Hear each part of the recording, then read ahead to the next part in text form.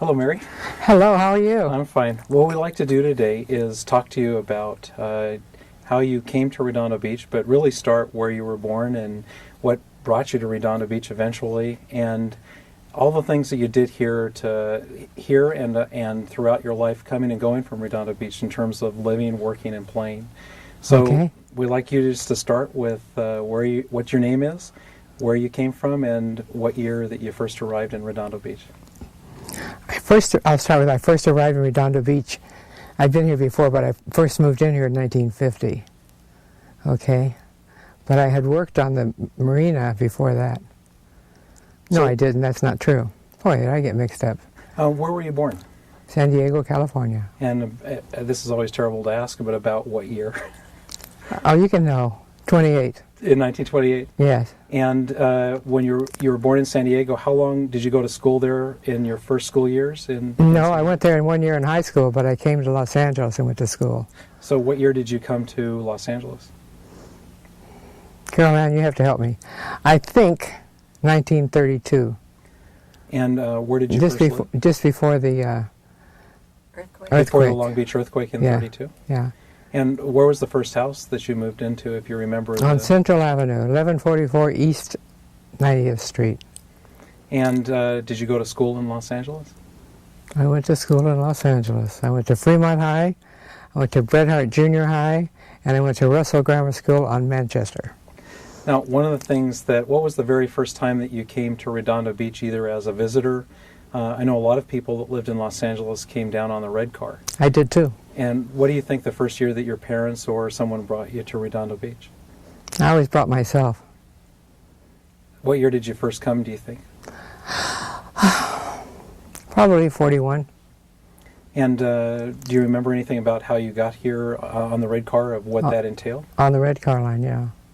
Was that a difficult thing to get down here? Not for me. How much did you have to pay to on the red car in order to get to Redondo Beach from Los Angeles? I don't know. You'll have to look that up for me and tell me. Okay. At 15 years old, you said that you joined the Marines. Can Yes. you tell us a little bit about that? Well, my sister was in the Waves, and she's 2 years older than I am. She was also underage, but I didn't like her young uniform as much as I liked the Marines. So my girlfriend and I joined the Marines. And I went through boot camp in Camp Lejeune, came to the Depot of Supplies in San Francisco, and I repaired diesel engines. I repaired the fuel injectors on diesel engines. That was my duty.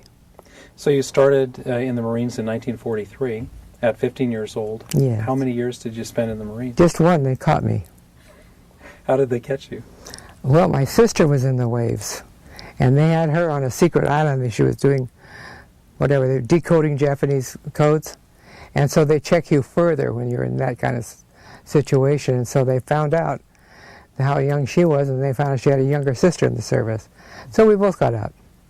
They wanted to keep her. They didn't talk to me much about keeping me, but they wanted to keep her because she had really good dexterity of the fingers. But it was wonderful. I loved it. I really did like it. So you spent about a year in the Marines? Uh-huh. And did that, the training that you got in the Marines, prepare you for what you decided to do later in life? Do you think that the Marines helped you in some way? Oh, I think it probably did. It probably made me stronger. I got stronger every time I turned around. Now, when you left, when they sent you back out of the Marines, did you have to go back to high school? No, I got married. And when did you get married? Did you stay in Los Angeles, or did you go someplace I was else? in San Francisco. And what year did you come back to the Los Angeles area?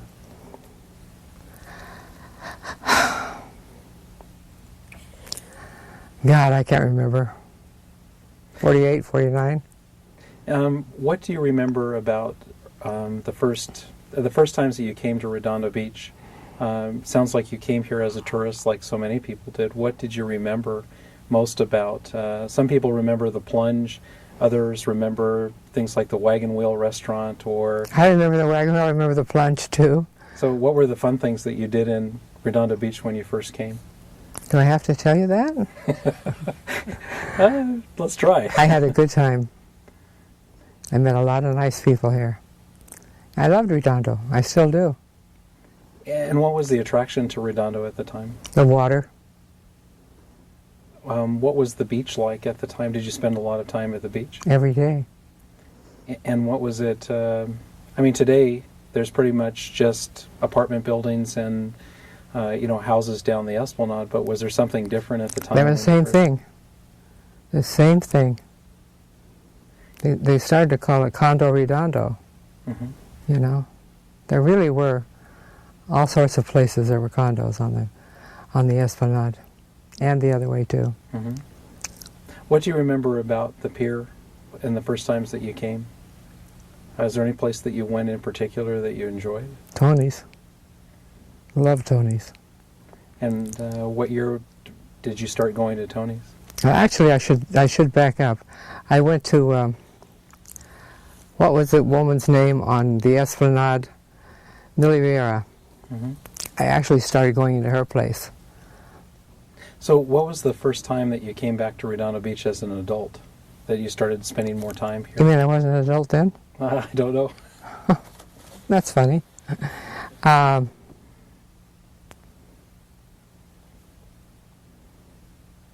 started as an adult. I thought I was always an adult. Mm-hmm. I don't think I was ever a baby.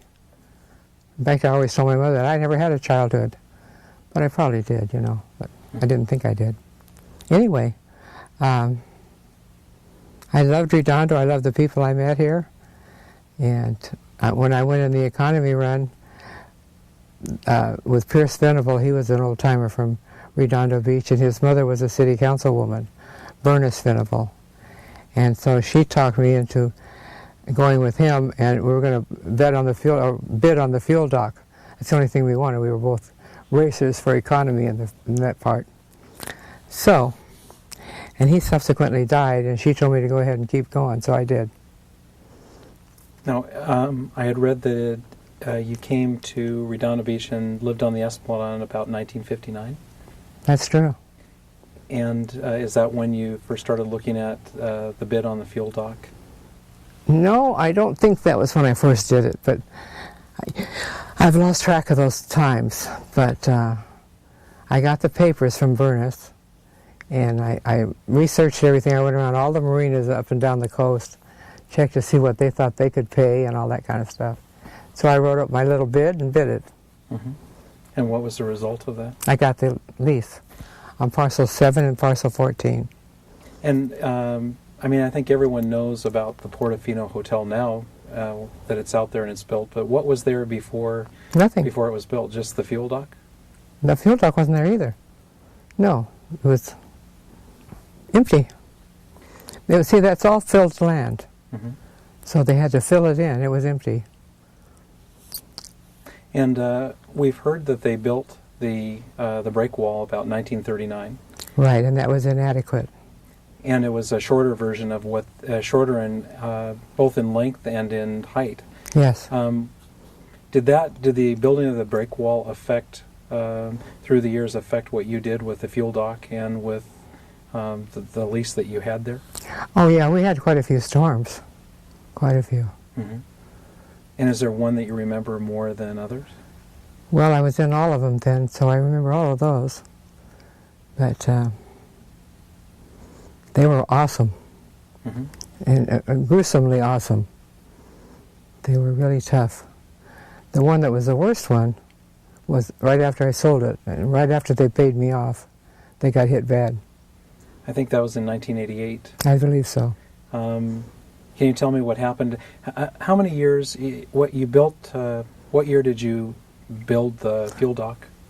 Well, in 1962. And actually, Shell Oil Company built the fuel dock.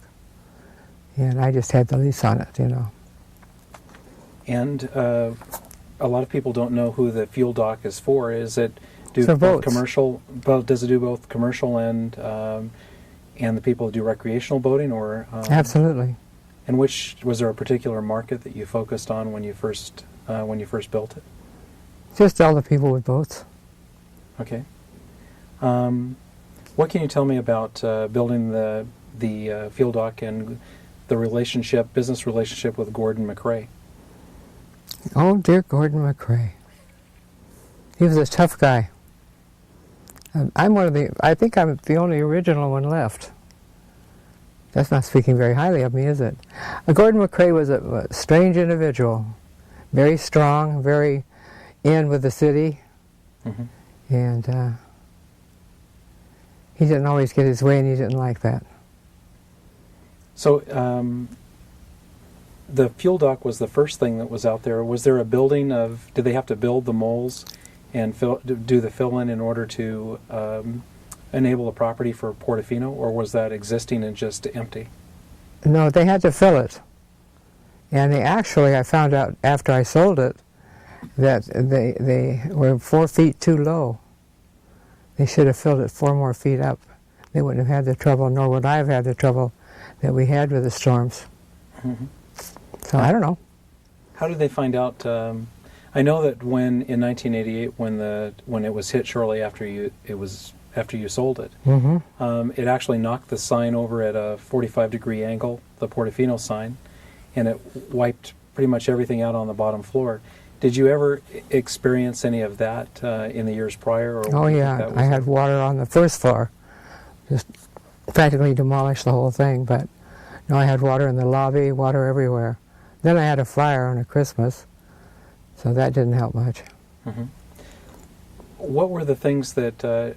How can you describe the relationship that you had with the city in owning the leasehold? Was it a good relationship, or was it always a difficult one? No, it was an okay relationship, but it was a difficult one too. They always patted me on the goddamn head, pardon my language. And I told them, someday I'll get you. Keep patting me on the head, but, you know, that's just big talk. Uh-huh. One of the things that when people look on the internet with your name, they see your relationship to the Cannonball Run, the original one. Yes. Can you tell us how that came about? Well, Brock Yates, Sr., we knew one another from racing. And he came by with the idea to have From Sea to Shining Sea. They started the Red Bull Garage in New York and came to Portofino in Redondo Beach. That's why they called it From Sea to Shining Sea. And at that time it was very illegal and very, not immoral, you understand, but it was very illegal. They made it here in like 37 hours. Brock Yates and Dan Gurney won the first year. Then we expanded on it and kept going, kept going. It always ended. The movie ended at Portofino too. I had fun with all those things. What can you tell us about your racing career? Well, I started with MGs and drove Martins and Triumphs and everything in between. Did you do dirt tracks, or did you did road racing. And so it was not a track racing, but more of road racing on a... Road racing like on the airport course or wherever it was. And did you finance that yourself, or did you have people that financed you as a driver? I financed it myself to begin with, and then I got rides with people that owned the cars. And how would you... Were there very many other women involved in racing at the time? The first few races, we had 28 women in every race. But they used to go to eat their lunch while we raced. You know, it was ho-hum, women racing. But I don't know whether they'll ever make it up there or not. But they might. I know it's fun. How do you think that the Marine Corps, your racing career, did you race before you built the Portofino and the fuel docks? Oh yeah, a long time before. So how do you think that prepared you to deal with creating the Portofino? I don't know that it did. Okay. I just thought I could do it, and I did it. You know. Reading some of the notes that you had, it said that, I would guess that you built, what year was it about that you built the fuel dock? 1962. And then how long after that were you able to start the Portofino project for the hotel? I started right around the same time, but it opened in 64, January 22nd. And was it very much different from what it is today in terms of size and the number of rooms? And they have a few more rooms, but it's not as nice as it was when I had it. Mm-hmm. I shouldn't say that, except that They didn't know what they bought. And would you say that was it your idea and your vision that that formed what the Portofino is, or did you have business partners that you worked with? I had a partner once, but that was long before it was open. So. And that was Pierce Venable? No, Pierce died. No, his name was Frank Arciero, who sponsors race cars. I thought he was a self-made Italian immigrant. I'm just a sucker for those kind of things. But he decided he was going to steal it from him, and I didn't let him. And when did that happen? Oh, God. I'm not looking at you to ask you questions. I'm just looking. But she can always comment. And she doesn't know anything about me. She's only my cousin, known me since I was born, but other than that. What was your question? I'm sorry. Well, it was like the creating of the Portofino and the vision of, there's a lot of things out there that you look at. It's not just a hotel. There's restaurants. There's, I think there's probably a boating community that's around it, the marina itself. Mm-hmm. Where did you get the idea to do all of those things? Were you looking at an example? I plucked them out of the air. I really did. I wanted to build a high-rise, but Frank didn't know anything about building high-rises, and he wouldn't let me. But he ended up not building it at all. I did it. So I could have gone up high. But then the what do they call it? The California Coastal Commission came into being, and that killed any other high-rise you could get. So that's where I was. In your original concept, how high would you have gone for? 20 stories. So a 20-story hotel on the mall. Mm-hmm. And was there any engineering problems with that you recall? Did you get involved with talking with people about the engineering all the way to the base level? Yes, I did. And what else? Did you have anything else that you would have put there that never wasn't able to happen? Well, I was going to put a 7-story apartment building there, too. And I was trying to make it compact so they had plenty of parking around it and all that. Here, I'm going to take it for a second. Talk first. Well, what I'm going to do is say, Mary, people have told us that you did more as a woman to build the Portofino than most people ever would have been able to do. What do you think it is that helped you to do that, and how did you do it? Well, I really don't know how I did it, but I did it. And determination and pride. I was going to do it. I used to sit on the end of the property out there and look around the whole place, and people were watching my employees because they thought I was going to kill myself. I was having such a hard time. That never crossed my mind. I thought about killing a couple other people. But, I had unions on my butt, and I got an LRB restriction from them, and they had to pay me $100,000 because they picketed me and things like that. And they came out there, marched out there. You know how those guys are. And boy, it's a good thing to think the old days. I said, isn't that the truth? But I said, go ahead, what have you hit me? I'll put Portofino on the map before it's open. But as I was shaking in my little boots. But it was fun, and I was determined to do it. I only had one way to go, and that was up. I went searching for the money, God, all over the world, really. I almost shopped it too much, but I did get the money. And it came within 15 days of the foreclosure sale of Portofino, because my partner that I mentioned earlier, Frank Arciero, was going to steal it from me, okay? And that's why I was sitting on those rocks plotting his death. But anyway, we're friends today, okay? But I just went around every place and got bids from everybody. I went to hotels and talked to the people in hotels and how much rent can you pay, and etc. How did you, you said that you just couldn't build a fuel dock. Yeah, they wanted you to build other things. And did they put any parameters on you of what to build? Yes. Yes. And what did they tell you had to build? I had to build a hotel, restaurants, apartment building, the docks and the fuel dock. That's about it. The hotel. And who did you go to look for money with? If you could tell us a little bit about that. I mean, you said went all over, but... Well, I went up and down the coast of California, stopped in hotels and talked to them, stopped on a lot of marinas. And I picked the most expensive docks I could find because you could walk with high heels. And I thought we should be able to walk with high heels, you know, without you going through the thing. Anyway, that worked pretty good. So what were the best docks and the best places that you saw in 1962 to 64 that helped you to make your decision of what you were going to build? Well, I picked out the ones I thought were best and went from there. And had to sue them too. They had to sue me too, but I won. Why was that? Why did I win? Well, no, why did they have to sue you? Because they wanted all their money. And they were supposed to be impervious. They do not wiggle, and they wiggled like crazy, and things like that. Well, that isn't fair.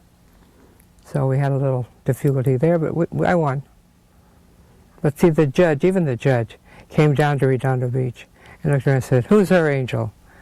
You know, that's really insulting and degrading, and they do that to women, and they still do it to women. We aren't that far along today, you know. But I won, and I believe me, I don't take anything from anybody. I just don't. And I can tell you lots of stories about people in the city, the mayors and everybody that was around. Remember that they thought I was a dumb blonde. And so which mayors can you tell us about? Who are the best and who are the worst, and why, as leaders in making this a better community?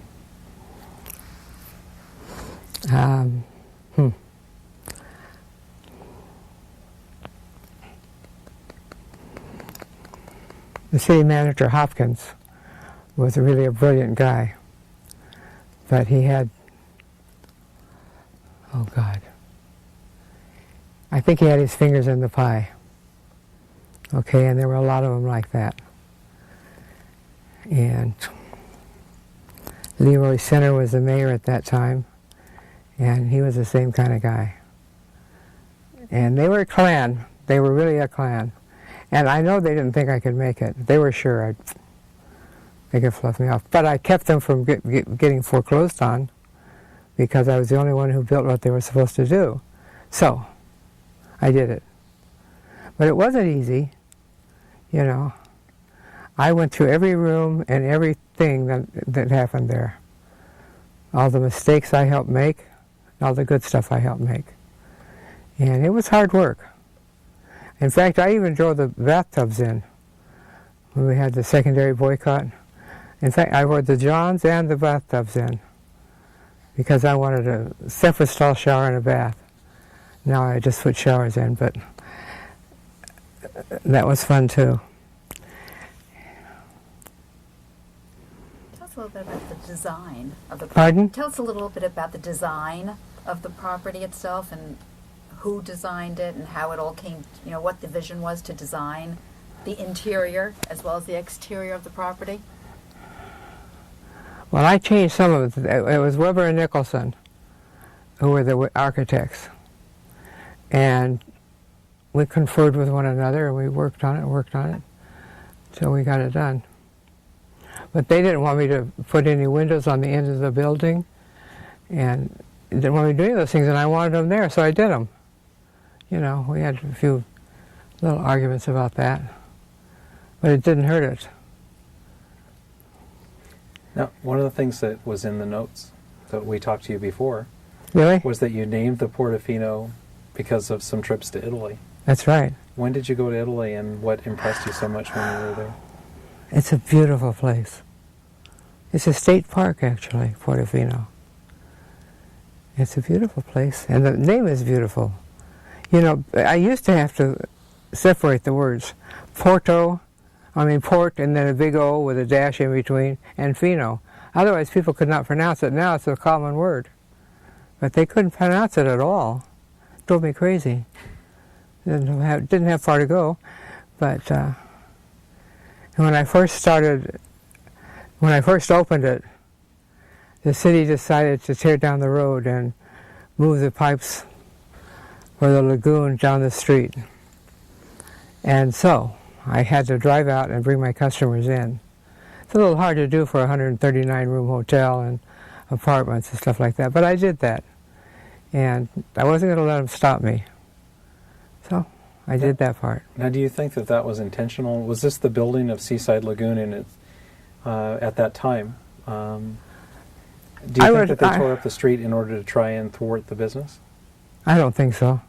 But it just happened that way, and then you... Yeah, lack of judgment, really, because there was no excuse for that.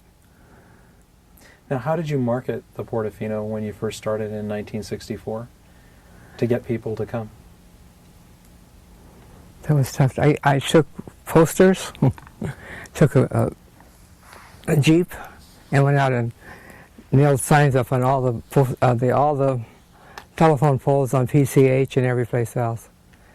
And a few of the people in town called the city hall, and so I had to consequently take them down, but I put them up there just to see if I could get people down there. And that's how naive I was. I thought they'd come right down. But the hotel went over big right away. It really did.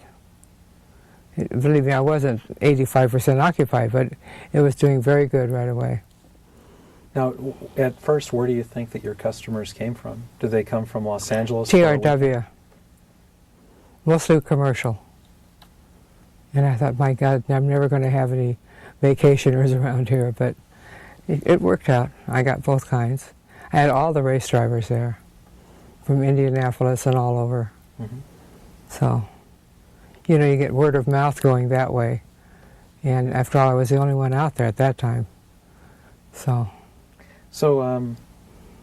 today, no one would know about Ascot. I think it's no, they wouldn't, would they? No, I think it's just an open field, or it's they haven't replaced it. What can you tell me about Ascot and how your customers? Tell us a little bit about Ascot and about the other racetracks that were in the area at the time that are now gone. I think Long Beach had some drag racing, and there were some other places. But what's gone now today in 2005 that was here? Why there were so many racers in Redondo Beach that came? Well, Ascot, of course, went by the wayside. I really can't help you much with that. Things change. We tear everything down. We don't try to keep the things as they are. I think you all know that. Everything changes. Mm-hmm. Well, when you first came to Redondo Beach, was there a downtown? Yes. Well, sort of. The city hall was up on, what was the name of that street? Bonita? No. El Paseo? Could be. I think there was, actually at Diamond, El Paseo and Pacific split. And I think El Paseo went down towards the pier, and Pacific continued on. Okay, this was right above the pier. And that was the city hall and everything else. Mm-hmm. So we didn't have a downtown per se. We really didn't. It was funny. I just forgot something I was going to tell you, darn it. It was funny, too. One of the things that we've asked about is the design of the Portofino. It's not just the outside. What did you have as a vision, or what did you design for the rooms that was different at the time than other places? Every room was different. Can you tell us a little bit about that? Yeah, I picked out all the wallpaper, different things. I made some rooms out of wood, mirrors, and I just made everyone different. I was trying to match that hotel up north. In San Luis Obispo? Yes. Madonna Inn? Yes, I wasn't trying to match them, but I thought their principle was pretty darn good. So I spent as much as I could spend in doing it, but that was fun too. I loved it. I went through every room, and it was great. Do you remember some of the variety, what some of the rooms looked like? Yes. Can you tell us about some of the different rooms? Yeah, I had some that had painted headboards that were funny. They were hysterical, really. And others were beautiful, and most of them, they were funny. They really were. So when you painted a headboard, what would be the theme of the headboard? Of some Maybe of the two headboard? people talking, or something of the sort. Now, did you have any risque rooms? No. A lot of people thought I did. Uh-huh. But like Monsignor Collins, when he was here, he warned all the high school kids to stay away from Portofino because there's that place run by all those women. I probably shouldn't be telling that, but why not? Well, I knew Monsignor Collins. He's the, dead now anyway. Yes, he was the pastor at St. Lawrence. Yes, he was. So how did he get involved? Now, why would a Catholic priest that's 2.5 miles away get involved in the Portofino? I was a woman. And I was suspect, you know. So what do you think they suspected you of? Prostitution or something of the sort, you know. I couldn't just be a woman in business. There had to be something sinister about my background. So they had me rowing out to the middle of the breakwater, by the breakwater, and pulling up my money. They used to watch me bring it up. Well, first of all, I couldn't row a boat out there if I tried, but yeah, they thought I did. So I have a question. Did you ever hear of or know Fifi Malouf?